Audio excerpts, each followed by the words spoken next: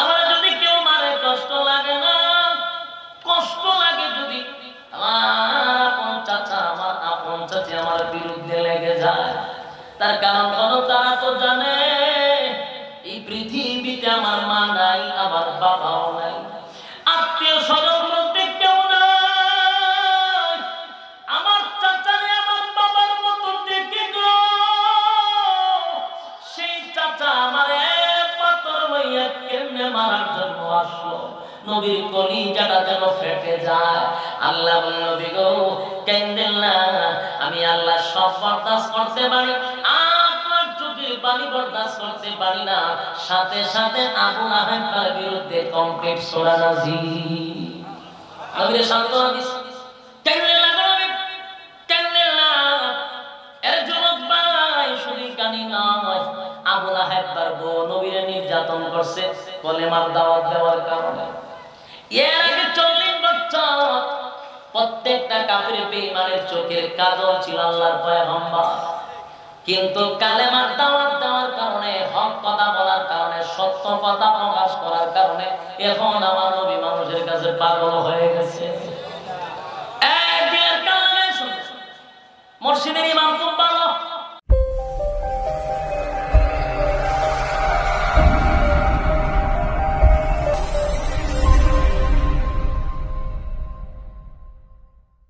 গাজীপুর জেলার শ্রীপুর থানার অন্তর্গত চন্নাপাড়া দাওয়াতুস সুন্নাহ মাদ্রাসা ও মসজিদের উদ্যোগে আয়োজিত হাফেজ ছাত্রদের পাগড়ি প্রদান উপলক্ষে আজকের এই বাৎসরিক ইসলামী মহাসম্মেলনে সম্মানিত আজকের যিনি সভাপতি জনাব মোহাম্মদ মাহতাবউদ্দিন সাহেব, আজকের মাহফিলের যিনি প্রধান অতিথি মাননীয় সংসদ সদস্য জনাব মোহাম্মদ ইকবাল হোসেন সবুজ সাহেব, গাজীপুর জেলা আওয়ামী লীগ নিয়ে আসে নাই দমদমার এমপি সাহেব না, আচ্ছা, অত্যন্ত ভালো মানুষ, ওনার বাড়িতে মাহফিল করছি আমি। ওলামায়ে কেরামদেরকে অনেক সম্মান করে সবুজ ভাই বর্তমান দমদমার এমপি না,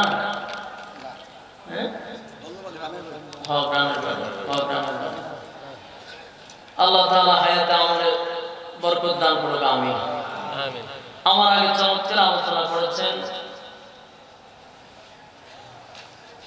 ব্রাহ্মণবাড়িয়ার কৃতি সন্তান, নরসিংদী জেলার কৃতি সন্তান হযরত মাওলানা মুক্তার হোসেন রায়পুর সাহেব,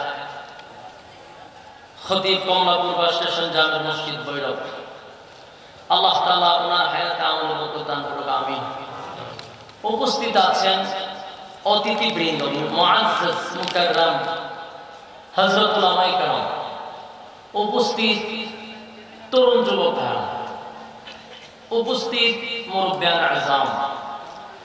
এই মুহূর্তে মাইকের আওয়াজ যতটুকু দূরে যাচ্ছে, অবস্থানরত আছেন পর্দানিশী মা এবং বোনেরা, সকলকে আমার অন্তরের অন্তঃস্থল থেকে জ্ঞাপন করছি মুবারক, সবটুকুন শুকরিয়া আল্লাহ সুবহানাহু মহিয়ান মরিয়ান সর্বশক্তিমান আল্লাহ পাকের জন্য, যিনি অত্যন্ত দয়া মায়া করে হাজারো মানুষ থেকে যাচাই বাছাই করে নির্বাচিত করে পছন্দ করে মহব্বত করে জান্নাতি এক বাগানে উলামায়ে কেরামদের সহবতে আসার এবং বসার যে সুযোগটুকু দান করেছেন, এই জন্য আমরা সর্বপ্রথম শুকরিয়া আদায় করছি আলহামদুলিল্লাহ। লক্ষ-কোটি দুরূদ এবং সালাম আল্লাহর সৃষ্টির প্রধান আকর্ষণ বিশ্ব সভার সভাপতি জনাব মুহাম্মদুর রাসূলুল্লাহ সাল্লাল্লাহু আলাইহি ওয়াসাল্লামের পর। সম্মানিত সুধী, আপনারা আসতে পেরে বসতে পেরে খুশি না বেজার? সবাই খুশি? খুশি থাকলে বসে যান, দাঁড়িয়ে কেন? বসে যান, প্যান্ডেলে জায়গা আছে, বসে যান।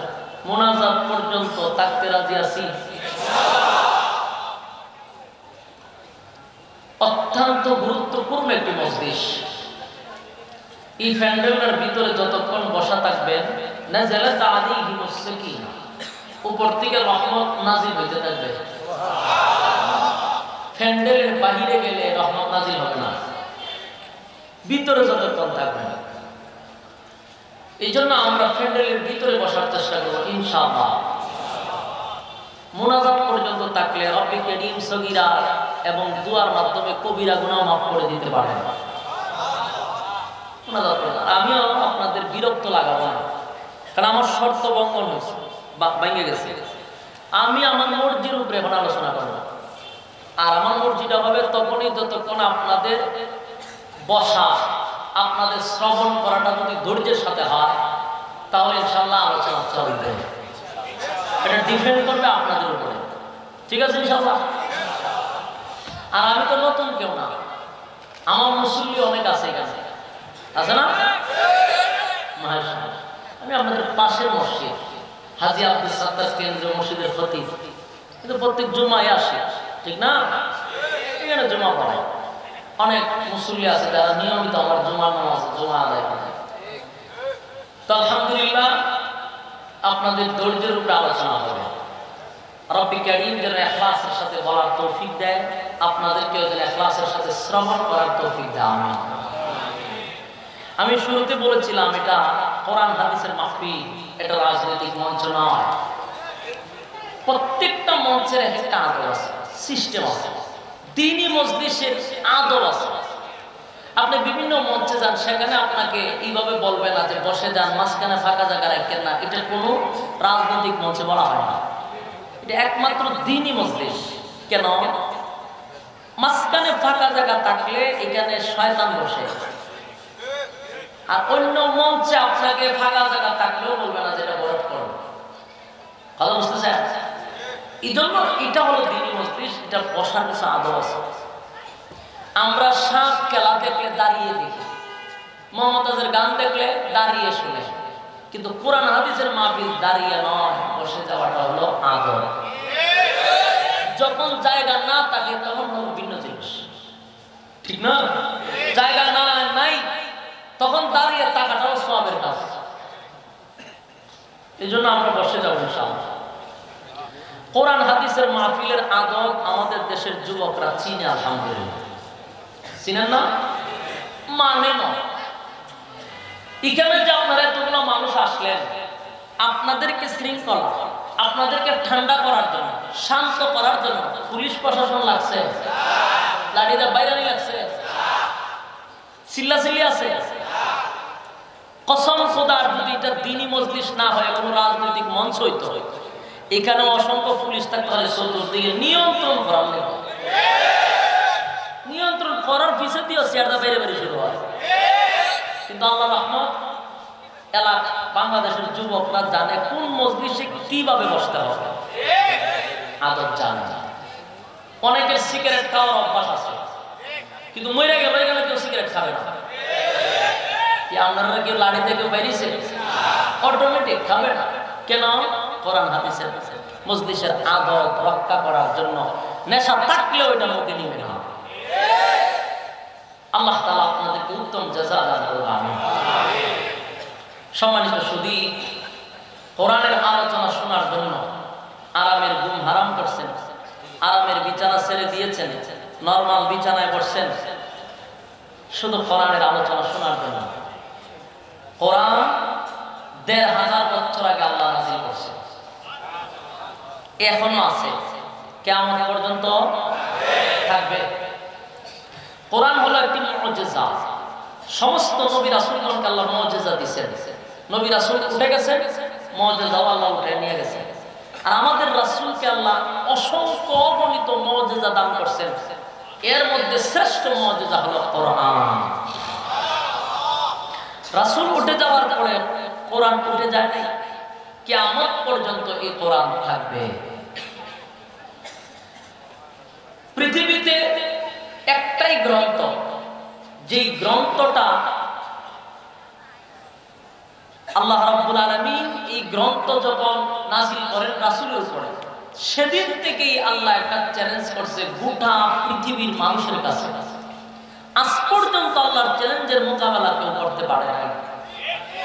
আল্লাহ বলেন, আমার এই কোরআন আমি নাযিল করছি, কোরআনের বিসমিল্লাহর বাদ থেকে নিয়ে সূরা নাসের সিন পর্যন্ত পারলে একটা ভুল তোমরা ধরে দেখাও। পারছে তো ভুল ধরতে? আপনারা কি মনে হয় আগামীতে পারবে? আমাদের দেশে কিন্তু পৃথিবীতে, কিন্তু আমাদের দেশে না, গোটা পৃথিবীতে বুদ্ধিজীবী কিন্তু অভাব নাই। বুদ্ধি হইতে হইতে আমার ভাই প্রতিবন্ধী হয়ে যায়। বুদ্ধির সুরে মাথার চুলও থাকে না, বুদ্ধি গুতায় তুলে না। এত বুদ্ধি থইয়াও কোরআনের ভুল করতে পারছে না। পুরা স্টেডিয়াম কেন বুদ্ধি গুতা দর কোরআনের ভুল দর ঠিক পারবে কেন? আল্লাহ নিজে বলছেন ভুল নাই, নিঃসন্দেহে পড়ো। আপনারা যারা গ্রন্থ পড়ছেন, গ্রন্থের একেবারে শেষ পৃষ্ঠায় দেখবেন লেখা আছে, যে কোনো গ্রন্থ নিচে লেখা দেখবেন ভুল হতে পারে, ভুল হলে ধরিয়ে দিবেন, পরবর্তীতে সংশোধন করব। লেখা থাকে না? শুধু একটি মাত্র কোরআন যেটা শুরুতে আল্লাহ বলেন ভুল নাই, সন্দেহ করা যাবে না। সন্দেহ করলে ঈমান থাকবে না। আল্লাহ কোরআনে বলেন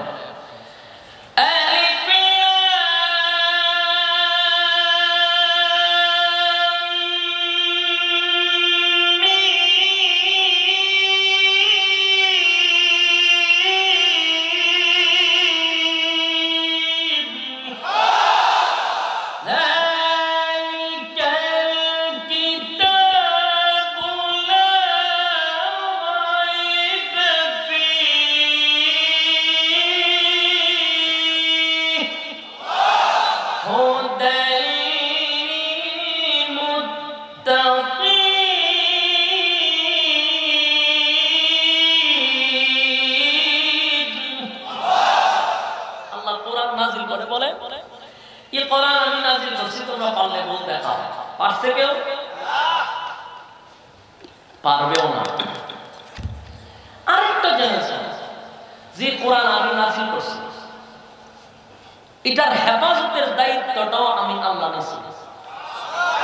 বলুন, কোরআন নাযিল কইরা আমেরিকার প্রেসিডেন্টকে দায়িত্ব দিছে না আল্লাহ নিজে নিছে?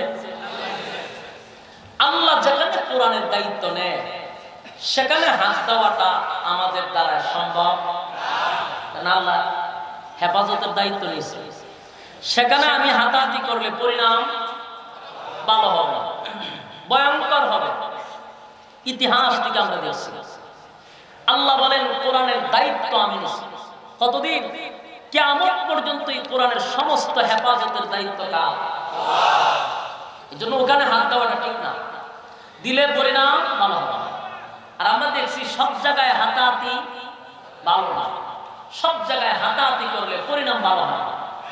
মনে করেন একটা মানুষ খুব চঞ্চল, সব জায়গায় হাতাহাতি করে, হেরে তাপ্পর মারে, হেরে ধরে, হেরে জায়গায় হাত মারে, ওই জায়গায় হাত মারে, হাত মারতে মারতে এক সময় দেখা যায় কারেন্টও হাত দেওয়া হয়েছে।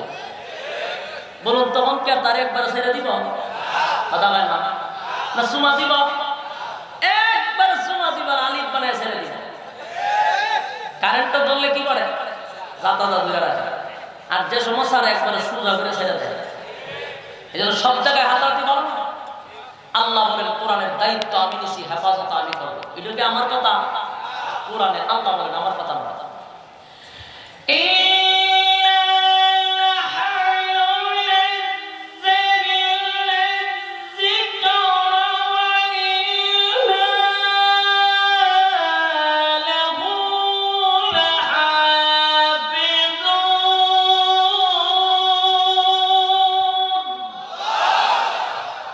আল্লাহ বলেন আমি নাযিল করছি, হেফাজত আমি করব। সুবহানাল্লাহ।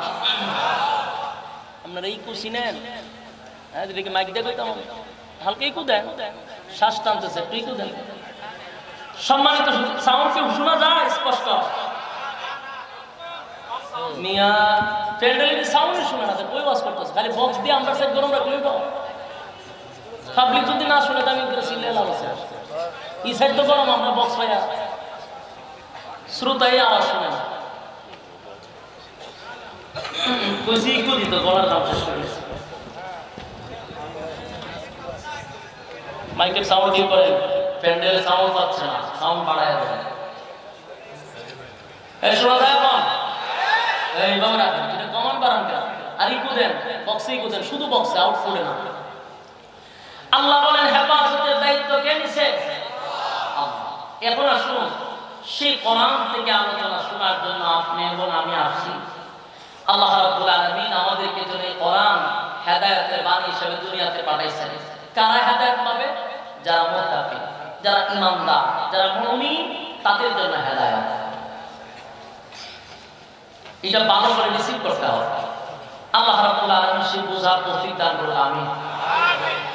সম্মানিত সুফি, আমি আপনাদের সামনে মহাগ্রন্থ আল কোরআন থেকে দুইটা আয়াত কারিমা তেলাওয়াত করছি। এই আয়াতগুলি রব্বি কারীম নাজিল করছেন কোথায়? মক্কা নগরীতে। নাজিল কেন করলেন? কোন কারণে করলেন? অবস্থাটা, তার প্রেক্ষাপট কি? নাজিল করার অবস্থাটা কি ছিল? এটাকে তাফসীরের ভাষায় বলা হয় শানে নুজুল। আমরা সেই বিষয়টা একদম ক্লিয়ার বোঝার চেষ্টা করব।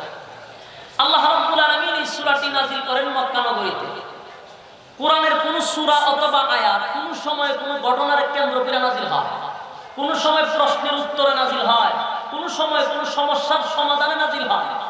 তাহলে আমার এই দুই আয়াত কেন নাজিল হইল? বলি এটা একটা ঘটনার কেন্দ্র করে নাজিল হয়েছে। ঘটনাটা কি সেই বিষয়টা আমরা একটু বোঝার চেষ্টা করি।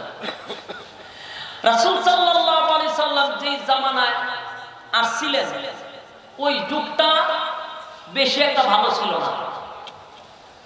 আগে আমরা কইতাম খুব খারাপ জাহিলিয়াতের যুগে আসছে, এখন আর এইভাবে বলি না, এখন বলি বেশি একটা ভালো ছিল না। তার কারণ প্রচুর স্টাডি করে আমরা দেখলাম আমরা আগে যেইভাবে বলতাম জাহিলিয়াতের যুগে, বর্বরের যুগে, এমন ভাবে বলতাম যে আমরা জিন্দেগিতে এরকম আর শুনছি না। কিন্তু এই কয়েক বছর আমরা যা অ্যানালাইজ করলাম, প্রচুর স্টাডি করে আমরা যা পাইলাম যে আগের বর্বর কেউ বর্তমান বর্বরে হার মানাইছে, আগের জাহিলিয়াতকে বর্তমান জাহিলিয়াত হার মানাইছে। সুতরাং এখন এত কিছু করে বলার দরকার নেই। রাসূলকে যে সময় পাঠাইছি বলতে পারি সময়টা বেশি ভালো ছিল না, মানুষগুলি তেমন ভালো ছিল না, খুব খারাপই ছিল।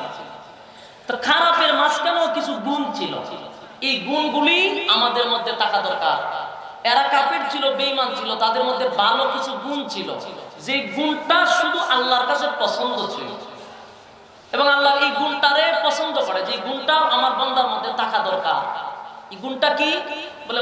তখনকার কাফের বেঈমানরা মানুষকে খানা খাওয়াইতে পছন্দ করত। মানুষকে কি করত? খানা খাওয়াইতে পছন্দ করত, মানে মেহমানদারি করাইতে পছন্দ করত। এই মাইকম্যান, মাইকম্যান, প্যান্ডেলে সাউন্ড নাই, এই প্যান্ডেলে সাউন্ড বাড়া,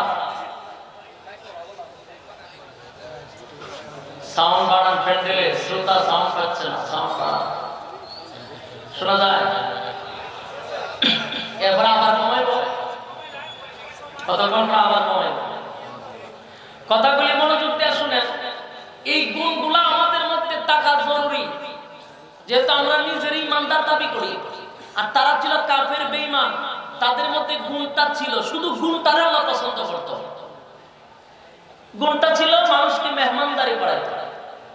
আমরাও মাশাআল্লাহ মেহমানদারি করাই, বাংলাদেশের মানুষ মেহমানদারি খুব ভালো বোঝে, মেহমানদারি করায়, কিন্তু করাইতে গিয়া আমরা শুধু নিয়তটা যদি সহি হয় তাহলে এই গুণটা আল্লাহর কাছে বড় পছন্দনীয় হবে।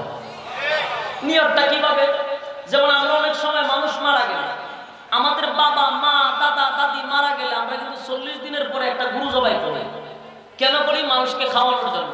ভালো কথা, এটা খাওয়ানো সওয়াবের কাজ, খাওয়াইবে। তো মানুষ দাওয়াত দিয়ে খাওয়াইতে গেছে, মানুষ আসছে, খাওয়াবেন আপনি ভালো কথা, কিন্তু আপনি ভালো করে তাকায় দেখবেন ফ্যান্ডেলের ভিতরে যারা খাইতে ঢুকে, যাদেরকে খাওয়ানোর কথা ছিল তাদেরকে বাদ দিয়ে যে সমস্ত লোকগুলারে খাওয়ানোর জন্য ঢুকানো হয়, এরা প্রতিদিনই গোশত খায়। আমরা তাদেরকে দাওয়াত দিই, তার মানে হলো তেল বাটায় তেল দিই। আর যে সমস্ত গরিব দরিদ্র বছরে একবার গোশত খায় কুরবানির সময়, আরেক বছর পরে ওই গোশত আবার চোখে দেখে, এক বছরের ভিতরে গোশত তাদের মুখে জুটে না। ওই সমস্ত লোক ফ্যান্ডেলের ভিতরে ঢুকলে লাড়ি দিয়ে দৌড়ায় দেয়। কেন? একেবারে গরিব, ইজ্জত যাইব, ইজ্জত যাইব। এরকম গরিব অনেক মিসকিন দাঁড়ায় থাকে, এইভাবে দেখবেন ব্যাগ নিয়ে, এদেরকে দেখলেই দৌড়ায় দেয় লাঠি দিয়ে, আর তেল মাথায় তেল দিয়া মানুষগুলার ভিতরে ঢুকা। এগুলা সবের উদ্দেশ্য না, এগুলা হলো লোক দেখানোর জন্য। এই জন্য বলছি নিয়তটা ছবি হলে আল্লাহর কাছে আমরা পছন্দ নিই। আরে ভাই আমি তো পড়াইছি আমার মা বাবার জন্য, তো মা বাবার জন্য যেহেতু আমি পড়াইছি খাওয়ানোর জন্য, তো আমি তো ওই মানুষগুলোরে খাওয়াবো যারা জীবনে গুস্ত খায় না, বছরে একবার গুস্ত খায়। এদেরকে যদি পেট ভরিয়ে খাওয়ায় দেয়, এরা দোয়া তো পর্দা লাগে না, ডাইরেক্ট করবো। আর আমি দাওয়াত দেই সুদপুর আর ঘুষপুর রে, আমি দাওয়াত দেই তেল মাথায় তেল দিয়ে এদিকে খাওয়াইতে খাওয়াইতে, এরপরে এদিকে আপ্যায়ন করে বিদায় করে, আর গরিব গুলা দেখলে ফ্যান্ডেলের বাহিরে দৌড়ায় দেয়। আল্লাহর কাছে গ্রহণযোগ্য হবে না। এই জন্য নিয়তটা শুধু সহি করলে আমরা যথেষ্ট আপ্যায়ন করি মানুষকে, ঠিক না? বাংলাদেশের মানুষ যথেষ্ট আপ্যায়ন করে। আল্লাহ তাআলা এই গুণটারে বড় পছন্দ করে। তো তখনকার যুগের কাফেরদের মধ্যে গুণটা ছিল, এরা মানুষকে খাওয়াইতো। তো একবার উখবা সে সিরিয়ায় গেছে ব্যবসা করার জন্য, ব্যবসা করে তার প্রচুর লাভ হয়েছে। এখন চিন্তা করলাম আমি এই লাভের টাকা দিয়া মানুষকে খাওয়াবো, খাওয়াইবই যেহেতু সবচেয়ে ভালো মানুষটারে খাওয়াবো। তো মক্কা নগরীতে সবচেয়ে ভালো মানুষকে চোখ বন্ধ করে দেখেন, আল্লাহ রাসূলের চেয়ে ভালো মানুষ মক্কা নগরীতে কেউ নাই। এবার দেখবেন মুহাম্মদী খাওয়ান, আল্লাহ রাসূলের কাছে দাওয়াত দিয়েছে, হুজুর আপনি আমার বাড়িতে একটু দাওয়াত রাখবেন, আপনি একা নন, আপনার সাথী সঙ্গী নিয়ে। রাসূল তো খুব খুশি, সাথী সঙ্গী নিয়ে দাওয়াত দেওয়ার কথা বলছে। রাসূল দাওয়াত রাখছে, তার বাড়িতে দাওয়াত খাইতে গেছে, কিন্তু আল্লাহ রাসূলের মাথার থেকে কথাগুলি সরাইয়া দিছিল। যাওয়ার পরে আবার আল্লাহ স্মরণ করাইয়া দিছে। রাসূল খানা খাইতে বসে চিন্তা করলো, সর্বনাশ, আমি যে খানা খাইতে বসলাম হে তো ইমানদার না, হে তো মূর্তি পূজারী। একজন বেঈমানের ঘরে আমি পয়গাম্বর হইয়া কিভাবে খানা খাই? দেখি সম্ভব? কোনো বিধর্মীর ঘরে মুসলমান খানা খাইতে পারে? কথা খায় না। আমরা খাইনি, খাই না বল। আমরা নির্লজ্জ বেহায়া মুসলমান বালা করে খাই, নাক ডুবাইয়া খাই, প্রসাদ পর্যন্ত খাই। কেন? আমরা লজ্জা শরম কম। কোন হিন্দু আমাদের ঘরে খায় না, কারণ এর ইজ্জত আছে, এর শরম আছে। এর দাওয়াত দিয়ে আপনি আমাদের বাড়িতে ঈদের সময় গুড় গুস্ত খাওয়াইতে পারবেন না, কিন্তু আমরা তাদের বাড়িতে গিয়ে খানা খাই। কেন? আমরা লজ্জা কম। মুসলমান হিসাবে বিধর্মীর ঘরে খানা খাইতে পারি না। কেন? আমাদের রাসূল সারা শিক্ষা দিছে, উখবার করে আল্লাহ রাসূল খায় নাই। উখবায় ডাক দেয়া হয়, আপনি যে খানা খাইতেন না, এই আয়োজন তো আপনার জন্যই করছি। মানে আপনি যদি খানা না খান, তো গ্রামে গঞ্জের মানুষ আমার মুখে জুতা মারবে যে আপনার মতো ভালো মানুষটারে আমার ঘরে খানা খাওয়াইতে পারলাম না। রাসূল কয়, আমি তোমার ঘরে খানা খাইতে পারবো না, আল্লাহর পক্ষ থেকে নিষেধ। দেখেন আপনি যদি এখন চলে যান, লজ্জায় শরমে মানুষের কাছে মুখ দেখাইতে পারবো না। আল্লাহ রাসূল বলেন, আমাকে বিদায় দাও। উপায় চিন্তা করলো, মুহাম্মদ যদি উঠে যায় আর এটা যদি সারা গ্রামের মানুষ জানে, তাহলে আগামীতে নেতাগিরি করতে পারবো না। মানুষ আমার রাস্তাঘাটে তুলতে দিবে যে সবচেয়ে ভালো মানুষটার তুই খাওয়াইতে পারলি না। কি করবে? লাস্টে গিয়ে রাসূলের খাওয়া দরছে, আপনার দুইটা পায়ে ধরি, আপনি আমার ঘরে খানাটা খান, আর না হয় আমি মুখ দেখাতে পারবো না, আমি আগামীতে নেতা হবো, মক্কা নগরীর নেতা হতে চাই। সুতরাং আপনি আমার ঘরে খানা খাইলে মানুষ আমার ভালো মনে করবে। আল্লাহ রাসূল বলেন, খাইতে পারি এক শর্তে। কি শর্ত? বলে, তুমি যদি কালেমা পড়ো। সুবহানাল্লাহ আসেনি? আওয়াজ আসেনি? আওয়াজটা আবার কমাইছে। প্যান্ডেলে আগের মতো সাউন্ডটা দেন, কমান কেন ভাই? রাসূল সাল্লাল্লাহু আলাইহি ওয়াসাল্লাম বললেন, শর্তে খাইতে পারি। শর্তটা কি? যদি তুমি কালেমা পড়ো। এখন পড়ছিলি মুসিবত, কারণ এখন যদি কালেমা পড়ি মানে বাপ দাদার ধর্ম যদি ত্যাগ করি, তাহলে অবস্থাটা কি হবে? অবস্থাটা এরকম হবে যে গ্রামে গঞ্জের সব মানুষ আমার বিরুদ্ধে দাঁড়িয়ে যাবে। মুহাম্মদের কথা রাখতে গিয়া আমি আমার সমস্ত সম্পত্তি হারাবো, আত্মীয় স্বজন হারাবো, নেতাও হারাবো। কালেমা পড়া যাবে না। আর রাসূল যদি উঠে যায়, তাহলে লজ্জায় শরমে রাস্তাঘাটে মুখ দেখাইতে পারবো না। মহা সমস্যার মধ্যে পড়া, কোন দিকে পা দিবে সে আর চিন্তা করে পাইতেছে না। এক পর্যায়ে যখন রাসূল উঠে যায় তখন বলতেছে যে আপনি বৈশা খান, যা করে আল্লাহ কালেমা পড়ে নিলাম। সুবহানাল্লাহ, কালেমা পড়েছে। কালেমা যখন পড়ছে রাসূল খুব খুশি, আনন্দে খানা খাইয়া তারপর বিদায় নিছে। কিন্তু দুঃখের বিষয় হলো সে যে কালেমা পড়ছে এই কথাটা জায়গা তুলছে না, এই কথাটা গ্রামে গঞ্জে শহরে বন্দরে সব জায়গায় কথার প্রসার হয়ে গেছে। এখন কবেন কেমনে প্রচার হয়েছে? তখন কি সমস্ত মিডিয়া আছে, ৭১ টিভি আছে, তাহলে কেমনে প্রচার হলো? পত্র পত্রিকা তো আছে না, বলে তখন আসছিল মুখ মিডিয়া। মুখ মিডিয়া হলো আমাদের যে মুখ, এটা কিন্তু এক জায়গায় থাকে না। একটা কথা শুনলেই এটা আরেক জায়গায় সাপ্লাই না দেওয়া পর্যন্ত ভিতরে ইঞ্জিনের সব ক্লিয়ার হয় না। এইভাবে করতে করতে নেতা পর্যন্ত পৌঁছায় দিচ্ছে যে কালেমা উকবায় পড়ছে। আর এই খবর গেছে উকবার যত বন্ধু আছে, জাহান্নামের সিলমারা বন্ধু, আবু জাহিল্লা, আবু লাহাব, উমাইয়া, এই সমস্ত কিন্তু সিলমারা জাহান্নামীদের কান পর্যন্ত পৌঁছে। তারা রাগে উকবার বাড়ি ঘেরাও গেছে, চতুর্দিকে ঘেরাও গেছে। দেয়া ভাই উকবা করতে পাইল, আমরা আসছি, তুই নাকি কালেমা পড়ছস, ঘর থেকে বাহির হয়। এ ভাই, উকবারে ডাক দিয়া কয় ঘর থেকে বাহির হ, তোর সাথে আমাদের কিছু কথাবার্তা আছে। উকবায় আওয়াজ শুনে বুঝতে পারছে বন্ধুরা আমার কালেমার দাওয়াত শুনা মেজাজ গরম করে এখন আসছে, আমাকে জিজ্ঞাসা করবে, উত্তর না দিতে পারলে মাইর খাওয়া লাগতে পারে। ঘর থেকে বাহির হওয়ার পরে সর্বপ্রথম উমাইয়া ডাক দেয়া হয়, উকবারে কালেমা বলে পড়ছস? কথা কয় না। কালেমা পড়ছস, তুই কোনো জবাব দেন। তুই জবাব না দিলেও আমরা কিন্তু ভালো করে জেনে শুনে আসছি তুই নাকি কালেমা পড়ছস, কালেমা পড়ছস। তুই যে কালেমা পড়লি ভালো কথা, আমরা তোর বন্ধু, আমার সাথে তুই চলাফেরা করস, উঠা বসা করস, ব্যবসা বাণিজ্য করস, আড্ডা মারস, সবকিছুই তো আমাদের সাথে। তোরে আমরা আগামীতে নেতা বানাইব সিদ্ধান্ত নিলাম, এর ভিতরে মুহাম্মদের কালেমাটা কেমনে পড়লি তাও আমাদেরকে জানাইলি না, কেমনে করলি? সব কাজ তোরে লইয়া করি রে, বোতল যদি খাই একা একা খাই না, তোর একটা বোতল দে, একা একা খাই না, তোরে লইয়া খাই, এরা একলা তো গিয়া নাচানাচি করলে তোরে লইয়া করি, আমি আগাম প্রোগ্রাম করলে তোরে লইয়া করি, কিন্তু কালেমাটা পড়লে আমার জানাইলি না। কারণ সুরে সুরে শাসক তো পাই।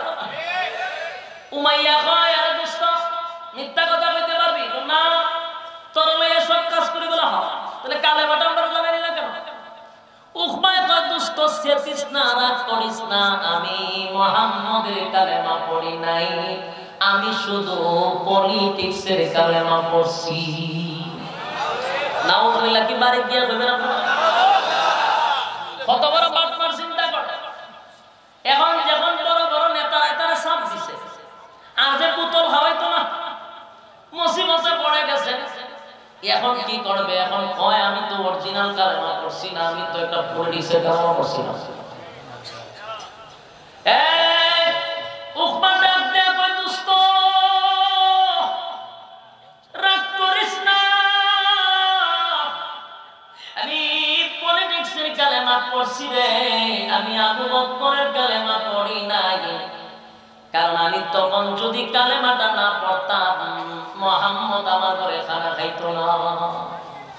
মুহাম্মদ যদি আমার ঘরে খানা না খাইতো, রাস্তাঘাটে আমি হাঁটতে পারতাম না, মানুষ আমার মুখে তুতো দিত। তাই আমি তখন পলিটিক্সের কালেমাটা পড়ছি, রাজনীতির কালেমা পড়ছি, অরিজিনাল আমি আবু বকরের কালেমা পড়ি নাই।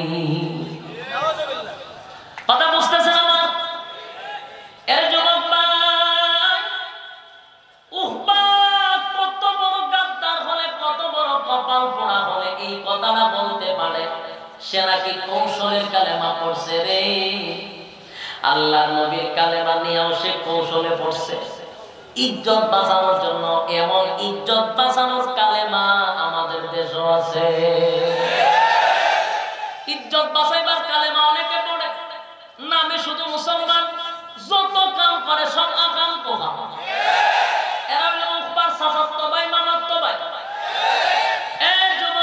উকবার ইতিহাস শুনে নেন। উকবা কালেমা পড়ছে শুধু ইজ্জত বাঁচানোর জন্য।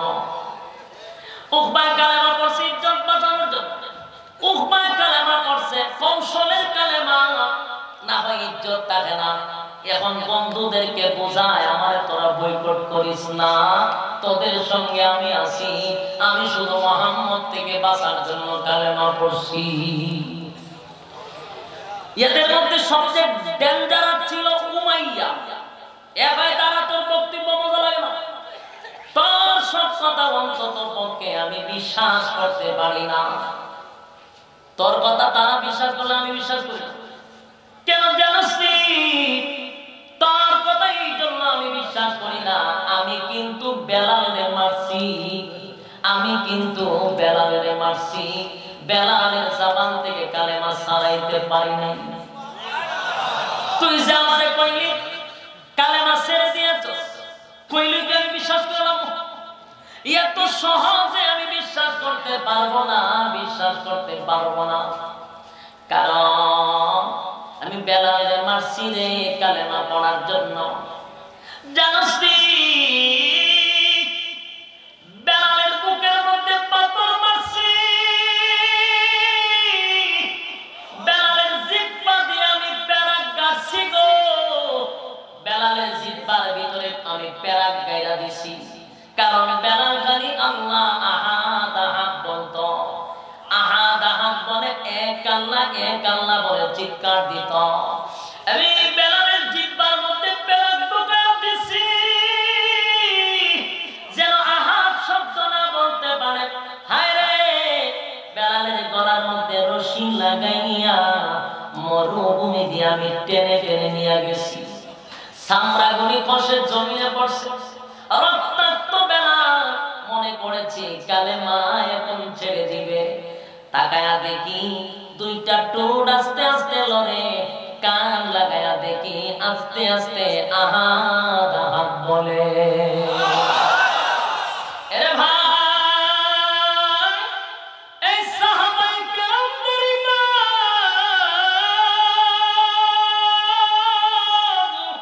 তাদের ঈমান ছিল গো।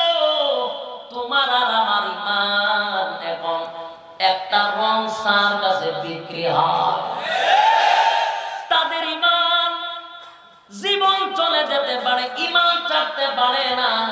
আর আমার আর তোমার ঈমান বিক্রি হয় একটা রং সার কাছে। এই যে ইলেকশন হইছে, একজনে জিগায় ভোট কারে দিবি, তো আপনাদের তো দেওয়ার চিন্তা ভাবনা, তাই একটা রং চা খাওয়াই তো না। একটা রং চা খাওয়ানোর পরে বিকাল বেলা আরেকজনে কয় কিরে কি করস, অবসর হইছি, ভোট কারে দিবি, ওই চিন্তা ভাবনায় আছি। আয় তোর একটা দুধ চা খাওয়ায়, এতে দুধ খাওয়ানোর পরে কয় ভোট কারে দিবি, দুধ চা খাওয়াইছে, ভোট কে আপনারা না দিয়ে ভালো না। সন্ধ্যাবেলা একজন এসে কফি খাওয়ায়, ভোট কারে দিবি, সর্বনাশ, জীবনে যেটা মুখে লইছি না, এটা আপনি খাওয়াইছেন, ভোট কি আপনারা না দিয়ে ভালো। 10টার সময় একদম রসগোল্লা খাওয়ায়, মিষ্টি খাওয়ায়, ভোট কারে দিবি, কয় আমার 14 গোষ্ঠী আপনারে দিব। এইভাবে আমাদের জবান লড়ে, কথা হয় না? জবান লড়ে একটা ভোট আমরা কতজনের কাছে বিক্রি করি, আর কতজনের পকেটের টাকা খাই, কত চা পান খায়া শেষ করলাম। ঈমান আছে না গেছে? খালি নামাজ পড়লে ঈমান না, রোজা রাখলে ঈমান না, জবানের হেফাজত করার নাম ঈমান। আমরা খালি নেতারা দোষী, নেতারা কি কাজ করে টাকা মেরে খায়। নেতায় হাস করতে গিয়া বাবার জায়গা সম্পত্তি পর্যন্ত ব্যস্ত হয়েছে তোমার লেখা, কারণ যা আছে সব তো শেষ করছে তোমাদের পিছনে। কারণ খাওয়াইতে খাওয়াইতে আর পরে বুট কতজনের কাছে বিক্রি করে। এই জন্য আমাদের ঈমান টিকে রাখতে গেলে জবানের হেফাজত করা দরকার।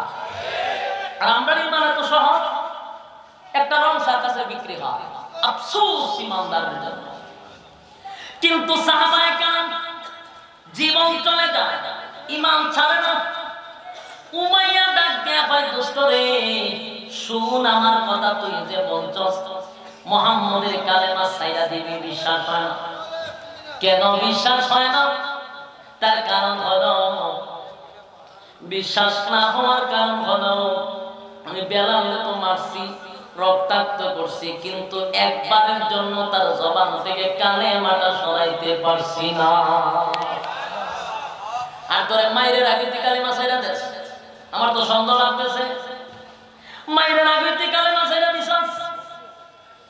এমনি আবু জাহেল ডাক দিয়া কয়, আরে উসমান শোন, আমি সুমাইয়ারে মারছি, সুমাইয়ারে মারছি, সুমাইয়ারে আমি নির্যাতন করছি কালেমা ছেড়ে দেওয়ার জন্য। সুমাইয়া কালেমা ছাড়লো না। সুমাইয়ারে আমি লজ্জাস্থানে বর্ষা মাইরা দুনিয়ার থেকে বিদায় করছি। দুনিয়ার থেকে বিদায় হয়ে গেল, কিন্তু কালেমা ছাড়ে নাই, কালেমা ছাড়ে নাই। জোরে জোরে সুবহানাল্লাহ। এটা ছিল তাদের ঈমান। এই সাহাবায়ে কেরামের ঈমান। এমনি এমনি জান্নাতের টিকিট পায় নাই গো, এমনি এমনি জান্নাতের টিকিট তারা পায় নাই। হযরত খাব্বাব রাদিয়াল্লাহু তাআলা একদিন খলিফাতুল মুসলিমের উমর মসজিদের মধ্যে বসিয়া বসিয়া বলতেছে, ইসলামের জন্য বেলাল যে পরিমাণ কষ্ট করছে, রক্ত দিছে, এই পরিমাণ কষ্ট খুব কমই করছে। খাব্বাব ডাক দিয়া বলে, উমর তুমি শুধু বেলালের কথাটা বললা, আমার কথা দিয়ে বললা না। হযরত ওমর বলেন, খাব্বাব রে, আমি তো তোমার বিষয়টা অবগত না। খাব্বাব বলেন, আমি ইসলামের জন্য কি করেছি জবান দিয়া বলতে চাই না, আপনি শুধু আমার পিঠটা আপনাকে একটু দেখাইতে চাই। কাপড়টা সরাইয়া হযরত খাব্বাব রাদিয়াল্লাহু তাআলা ওনার কোমরটা শুধু হযরত ওমরে দেখাইছে। যেই মাত্র কোমরটা হযরত ওমরে দেখাইছে, ওমর সাথে সাথে চিৎকার মেরে মাটিতে বসে গেছে, দুই চোখ দিয়া পানি ছেড়ে দিয়েছে। খাব্বাব রে জয়া দিরা বলে, খাব্বাব এমন আশ্চর্যজনক কোমর আমার জিন্দেগিতে দেখি নাই, জিন্দেগিতে দেখি নাই। এমন কোমর আমার জীবনে দেখি নাই। কোমরের মধ্যে কোনো গোশত ছিল না, শুধু হাড্ডি, গোশত ছিল না। এরে খাব্বাব কেমনে হইল? খাব্বাব বলেন, উমর ইসলামের জন্য, দিনের জন্য, আল্লাহর জন্য আমি চুরি করি নাই, ডাকাতি করি নাই, অন্যের হাত মেরে খাই নাই, জীবনে মিথ্যাও বলি নাই। আমার একটাই অপরাধ রে, আমি কেন আল্লাহ কথা বলি, দিন কেন প্রচার করি, আমার নবীর উপরে কেন কালেমা পড়লাম, ঈমান কেন আনলাম, সেই অপরাধে বেঈমানগুলি আমার জ্বলন্ত কয়লার মধ্যে শোয়া দিত, আমার শরীরের চামড়াগুলি পড়ে পড়ে মাটির মধ্যে বসে বসে পড়ত। এমন নির্যাতন আমারে করছে। আরে যুবক ভাই, ইসলাম এত সহজ নয়। একমাত্র সহজ ইসলাম পাইলে আমরা বাঙালিরা পাইছি। কথা হয় না? কেমনে জানেননি? বাবাই মুসলমান, আমিও মুসলমান। বাবাই গরু খাইছে, আমিও খাই। এটার নাম ইসলাম না। এক সাগর রক্তের মাঝখান দিয়ে ইসলাম আসছে আমাদের কাছে। কত হাজার সাহাবায়ে কেরামদের রক্তে ইসলাম আসছে। ইসলাম কিন্তু ডাইলে সাইলে খিচুড়ি বানায়া খাওয়ার জন্য আসে নাই। ইসলাম কিন্তু ঢোল তবলা বাজানোর জন্য আসে না। এই কথা কি আমার কান পর্যন্ত লাগছে? কথা বলা উত্তর দিয়ে। ইসলাম কি ডাইলে সাইলে খিচুড়ি বানাবে লেগেছে? ঢোল বাজনা বাজাইবার লাগিয়া। ইসলাম প্রতিষ্ঠিত করতে গিয়া আল্লাহর হাবিব নিজে পর্যন্ত রক্ত ঝরাইছে। আজকে আমরা ইসলামের জন্য এই করি সেই করি। এখন তো মার খাইছি, আবার মার খাইছি। এখন আমরা মানুষ সম্মানই করে, অথচ ইসলামের জন্য সাহাবায়ে কেরাম মার খাইছে, রক্তাক্ত হয়েছে, জীবন দিছে। আর আমরা রেডিমেড ইসলাম পাইছি। ইসলাম একেবারে রেডি করে দিছে আমরা। এত সহজ ইসলাম পাওয়ার কারণে মূল্যায়ন নাই। যার যেমনে মনে চায় আপনি এটা প্রচার করতেছি। কেউ ঢোল বাজনা বাজায়া প্রচার করতেছে। কথা হয় না? ইসলাম তারে শেষ করে দিছে। বিশ্ব দরবারে ইসলাম তারে 12টা বাজায়া দিছে। ইসলামের বিরুদ্ধে এত অপপ্রচার শুরু করছে। ইসলাম তাদের সন্ত্রাস বানায়া দিল বিশ্ব দরবারে। যুবক ভাইরা আমার, ইসলামে তো সহজে আসে না। আল্লাহর হাবিব 40টা বছর দিনের দাওয়াত দেয় নাই গো। দিনের দাওয়াত প্রচারও করেন নাই, প্রসারও করেন নাই, আদেশও করে নাই, নিষেধও করে নাই। তখন আল্লাহর নবীর কোন শত্রু ছিল না। সকলের কাছে আল্লাহর পয়গম্বর বড় প্রিয় ছিল, নবী বড় মহব্বতের ছিল।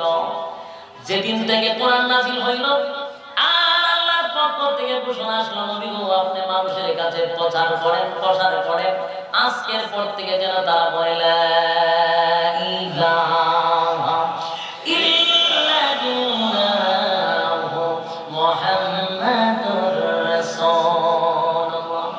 লা ইলাহা ইল্লাল্লাহ, নেই কোনো মাবুদ এক আল্লাহ ছাড়া, মুহাম্মাদুর রাসূলুল্লাহ সাল্লাল্লাহু আলাইহি ওয়াসাল্লাম আপনি আমার বন্ধু, আপনি মুহাম্মাদুর রাসূলুল্লাহ, আপনি আমার বান্দা এবং রাসূল।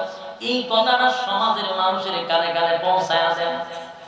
তখনকার যুগের মানুষ আগুনের পূজা করত, মূর্তির পূজা করত, গাছের পূজা করত, মাছের পূজা করত, সূর্যের পূজা, চন্দ্রের পূজা, যেটা দেখতো তাদের পূজা ছিল। সকালবেলা সূর্য উঠলে বড় দেখলে হইতো এটা আপনার বড় খোদা। বিকাল বেলা ডুবে যাইত, তখন চন্দ্র উঠতো হইতো এটা আপনার খোদা। চন্দ্র চলে গেছে, এখন যেটা সামনে ভাইটি খোদা। বড় বটগাছ দেখলে এটা খোদা। আল্লাহ রাব্বুল আলামিন নবী গো তাদের কাছে পৌঁছায় দেন, আমি আল্লাহর পরিচয় তাদের কাছে তুলে ধরেন। তারা যেটা দেখছে সেটাকে খোদা মনে করতেছে, নিজের হাতে বানাইয়া সেটারও খোদা মনে করে। আপনি তাদেরকে বলে দেন আমি আল্লাহ এক, আমার কোনো শরীক নেই। আমি আল্লাহ কারো কাছ থেকে জন্ম নেই নাই, কাউকে জন্ম দেইও নাই। আমি সমস্ত পৃথিবী সৃষ্টি করেছি, আমি সৃষ্টি নয়, আমি হলাম স্রষ্টা। আল্লাহর হাবিব এই কথা শোনার পরে এবার নবীজি মানুষের কাছে কাছে গিয়া যখন দিনের দাওয়াত দেওয়া শুরু করলেন, তখন মানুষের মধ্যে একটা বাঁক হয়ে গেল, পাটল সৃষ্টি হয়ে গেছে।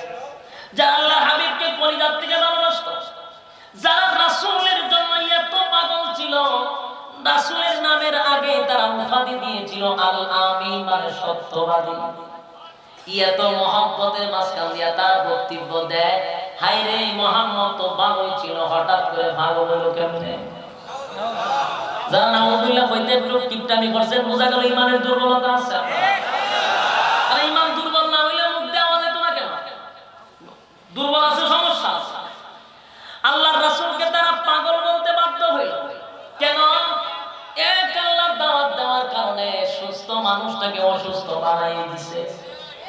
অথচ আমার নবীরে আল্লাহ বলেন তামাম পৃথিবীর সমস্ত নবী কুলের সম্রাট বানাইয়া পাঠাইছি, আমি আল্লাহর বন্ধুরে পাঠাইছি, সবচেয়ে সুন্দর করে বানাইছি, সবচেয়ে মর্যাদা দিয়া বানাইছি, সমস্ত নবীদের ইমাম বানায়া পাঠাইছি। যা কিছু দিছি আমার নবীর চেয়ে কাউকে বেশি দেই নাই। এত বড় একজন পয়গম্বর আল্লাহ পাঠাইল শুধুমাত্র দিনের দাওয়াত দেওয়ার জন্য, আল্লাহর পরিচয় তুলে ধরার জন্য। রাসূলকে তারা পাগল বানায়া দিল, অসুস্থ বানায়া দিল। কেউ কেউ বলতেছে মুহাম্মদ ক্ষতিগ্রস্ত হয়ে গেছে। এ ভাই, একটাই অপরাধ, মানুষের কানে কানে কালেমার দাওয়াত নবী পৌঁছায় দেয়। একটা পর্যায়ে নবী দাওয়াত দেওয়া শুরু করে দিল, রাসূলের বিরোধিতা মুখ দিয়া করে, হাত দিয়া না। হাত দিয়া করার সাহস পায় নাই, কেন জানেন? তখনও আবু তালেব দুনিয়ার জমিনে বেঁচে ছিল। আবু তালেবকে জানো? আবু তালেব হলো আল্লাহর পয়গম্বরের আপন চাচা। আমার আপন চাচা কিন্তু আবু লাহাব। কথা মনোযোগ দিয়ে শুনলেন। আবু লাহাব আপন চাচা, আবু তালেব আপন চাচা। সর্বপ্রথম যেদিন আমার পয়গম্বর কালেমার দাওয়াত দেওয়ার জন্য রাস্তায় গিয়া দাঁড়ায় সবাইকে দাওয়াত দিয়ে এক জায়গায় জমাইত করছিল, যেদিন দাওয়াত দিছিল সেদিন আপন চাচা আবু লাহাব আমার নবীরে মারার জন্য পাথর লইয়া লইয়া দাঁড়াইছিল। এর যুবক ভাই, আবু লাহাব নবীর আপন চাচা, আবার আবু তালেব আপন চাচা।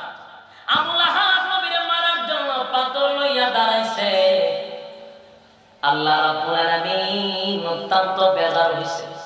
আর আল্লাহ বলল, নবী গো, আপনারে কেউ গালি দিলে আমি আল্লাহ বরদাস্ত করতে পারি না।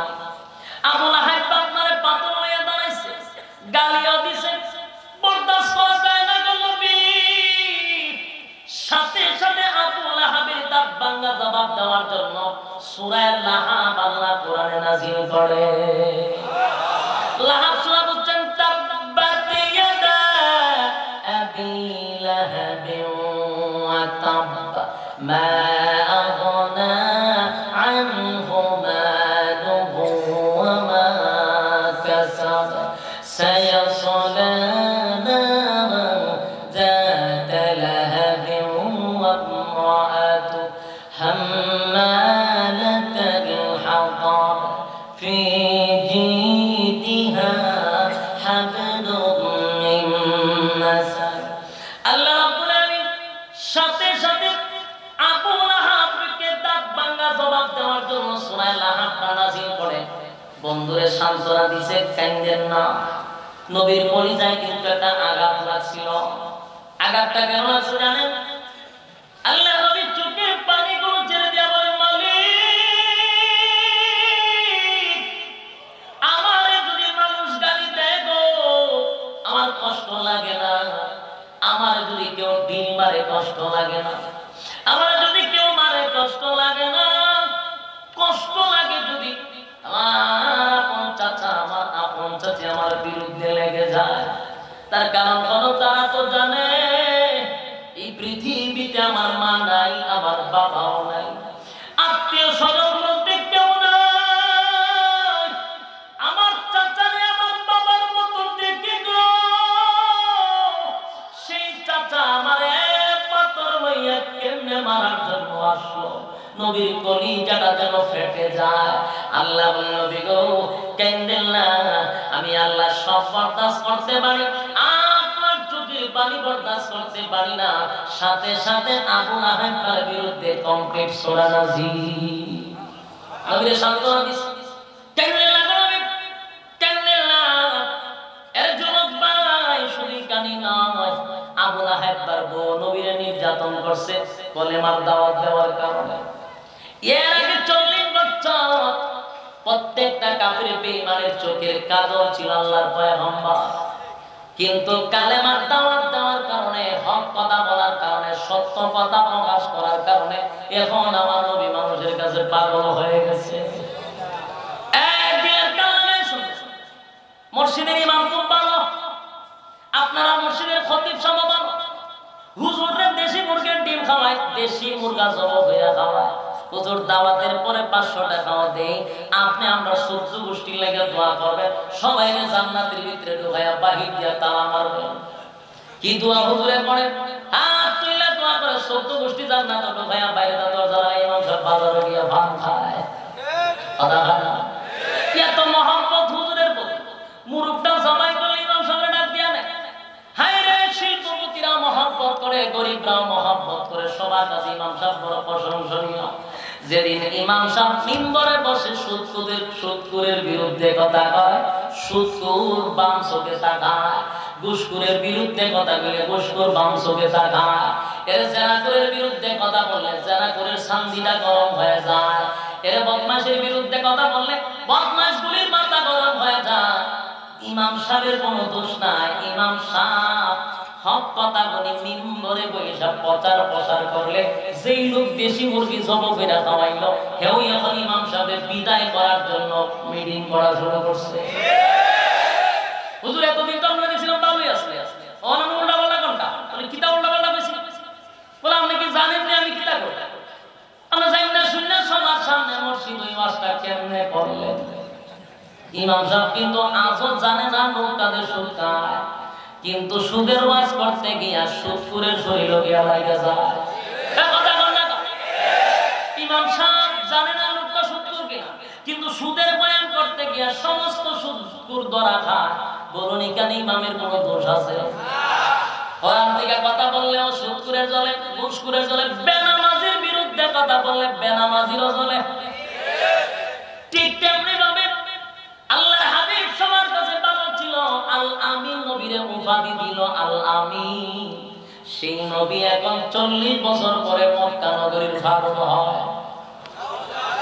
এখন অসুস্থ, ওনাকে মানসিক চিকিৎসা করাতে হবে। নাউযুবিল্লাহ।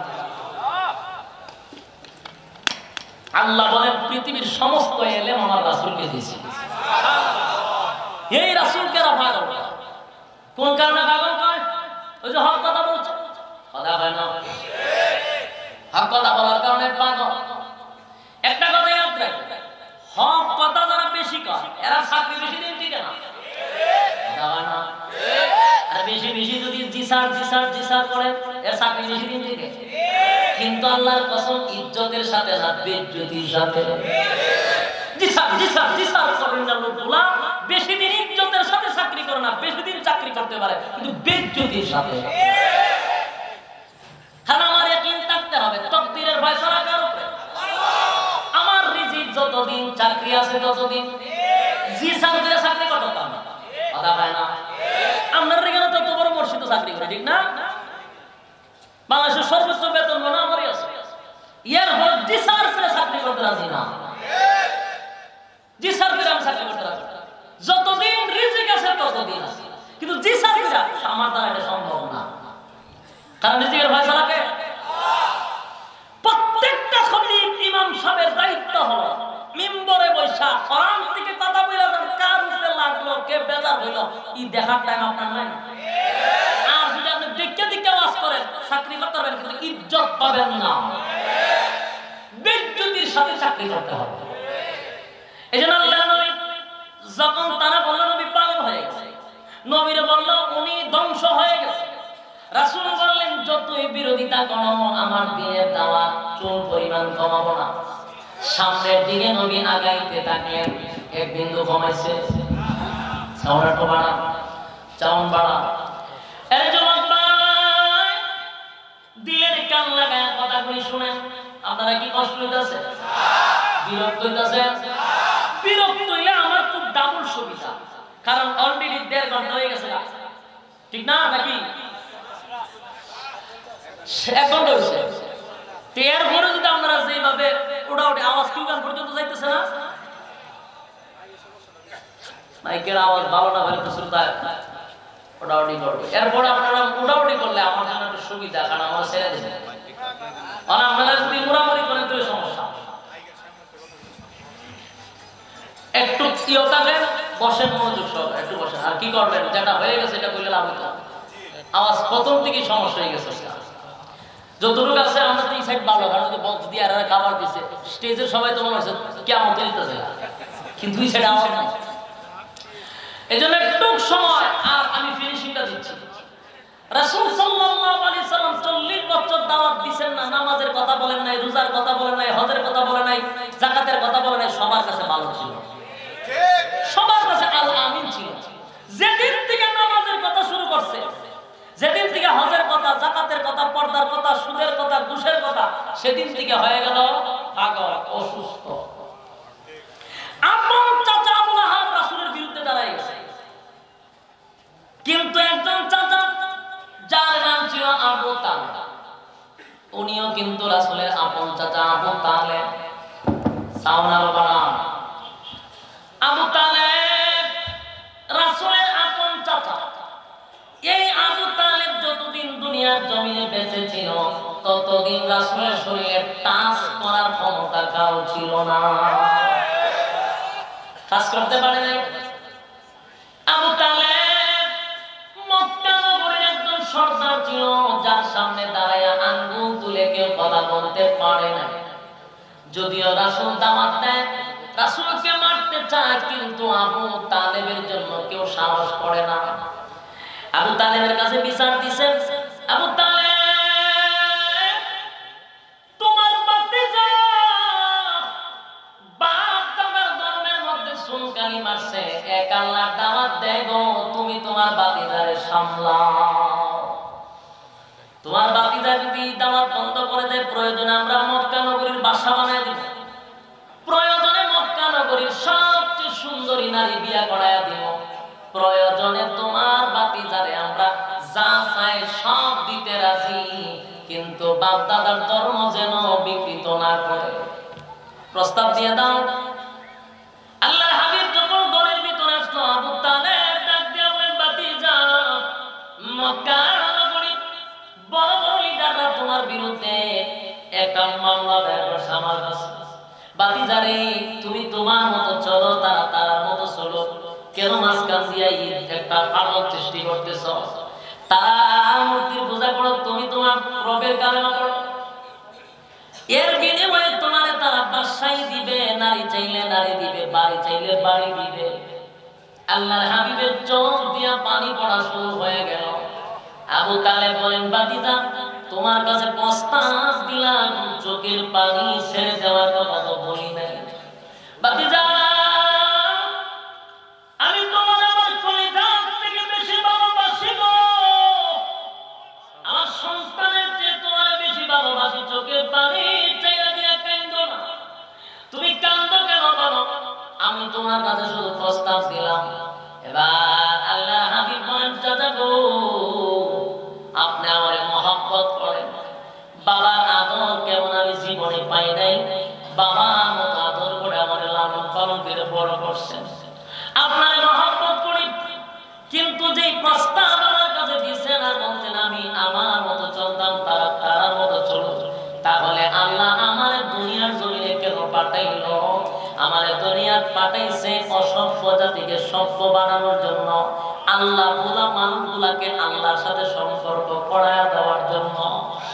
আমাকে যদি আপনি অফার দেন, নারীর লোক দেখান, বাড়ির লোক দেখান, রাজত্ব লোক দেখান, না গো চাচা না, এক হাতে যদি সূর্য দেন আর এক হাতে যদি চন্দ্র দেন, এগুলা আইনা দেওয়া অসম্ভব। যদি অসম্ভবটাকে অসম্ভব করেন, কসম খোদা, আমার আল্লাহ যে কাজের জন্য পাঠাইছে সেই কাজ থেকে চুল পরিমাণ পিছপা হব না, আমি আমার কাজ চালিয়ে যাব। এই কথা বলার সাথে সাথে আবু তালেব ডাক দিয়া বলে, বাতিজা রে, আমি আজকে ওয়াদা দিলাম, তুমি তোমার কাজ চালিয়ে যাও, আমি তোমার চাচা ওয়াদা দিলাম, তোমার সাথে আমি আছি। কেউ যদি তোমারে বাধা দেয়, কেউ যদি তোমার টাচ করে, সর্বপ্রথম আমি আবু তালেবের দরবারে দিয়া তার সাথে আমার ফয়সালা হবে। আবু তালেব রাসূলের চাচা, রাসূলের চাচা এত মহব্বত করত, এত ভালোবাসতো, এত ভালোবাসতো, এত ভালোবাসতো, রাসূলের জন্য কারাবদ্ধ ছিল, রাসূলের জন্য কত অপমান সইতে হয়েছে, নিজের জীবনের চেয়ে বেশি ভালোবাসতো। রাত্রির বেলা রাসূলকে জড়ায়া ধইরা ঘুমাইতো, বাতিজারে এত মহব্বত করত, কিন্তু সেই চাচা আল্লাহ নবীর কালেমা পড়ে নাই, সেই চাচা চিরস্থায়ী জাহান্নামী।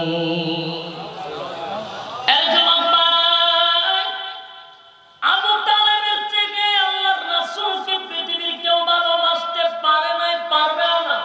কথা হয় না? আমরা যতই লাফালাফি করি, জিলাপির বোতলা লইয়া, কসম খোদা আবু তালেবের মতো ভালোবাসা আমাদের মধ্যে নাই। কিন্তু এত ভালোবাসা লইয়া আবু তালেব কিন্তু জান্নাতে গেছে না জাহান্নামে? কেন জাহান্নামে গেল? রাসূলের ভালোবাসা ছিল, কিন্তু রাসূলের ইবাদত ছিল না, রাসূলের তরিকা ছিল না।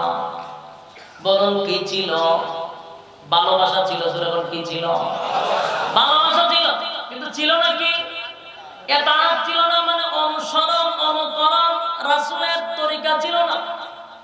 আমি প্রায় মাহফিলে আগেও এক্সাম্পল দিতাম যে একটা মানুষ একজনকে ভালোবাসতে পারে, এটা অস্বাভাবিক কিছু না, ভালোবাসতেই পারে, কিন্তু অনুসরণ করতে পারে না। কথা বলে না? আমরা বক্তব্য কি কম আছে? আমরা বক্তব্য কম নাই। রাস্তাঘাটে আমরা চলতে পারি না, মানুষ সেলফি চলে, রাস্তাঘাটে দাঁড়াইলে মানুষ এইভাবে গেরাও করে,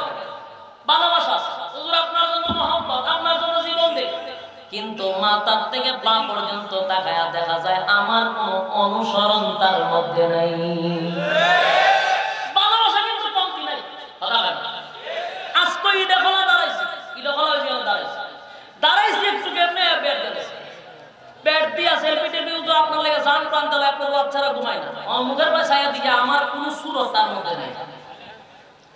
বলেন ভালোবাসা কি কম আছে না পুরাই আছে? কি নাই? অনুসরণ নাই। আবু তালেবের ভালোবাসা ছিল, কোনো কমতি ছিল না, একমাত্র নবীর অনুসরণ না থাকার কারণে চিরস্থায়ী জাহান্নাম।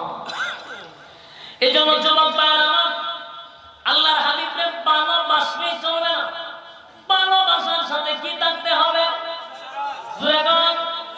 মুখে মুখে বললাম নবীরে ভালোবাসি, নবীর জন্য জীবন দেই, নবীর জন্য এই করি সেই করি, জশ্নে জোরস করি, তারপরে তুষার সিমি খাই, বিরিয়ানি খাই, গুস্ত খাই, সব খাই, জিলাপি খাই, কিন্তু চেহারার দিকে তাকাইয়া বোঝা যায় না সে মুসলমান না হিন্দু। নবীর সুন্নতই নাই, সে আসলে আসল আছে না? যুবক ভাইরা আমার, শেষ কথা হলো কিয়ামতের কাঠিন ময়দানে আল্লাহ রাব্বুল আলামিন বলবেন নবী গো তাদেরকে আপনি পানি পান করেন না, তারা শুধু মুখে মুখে স্লোগান দিছে আপনাকে ভালোবাসে, চেহারার দিকে তাকায় আপনার কোনো অনুসরণ অনুকরণ তাদের মধ্যে নেই।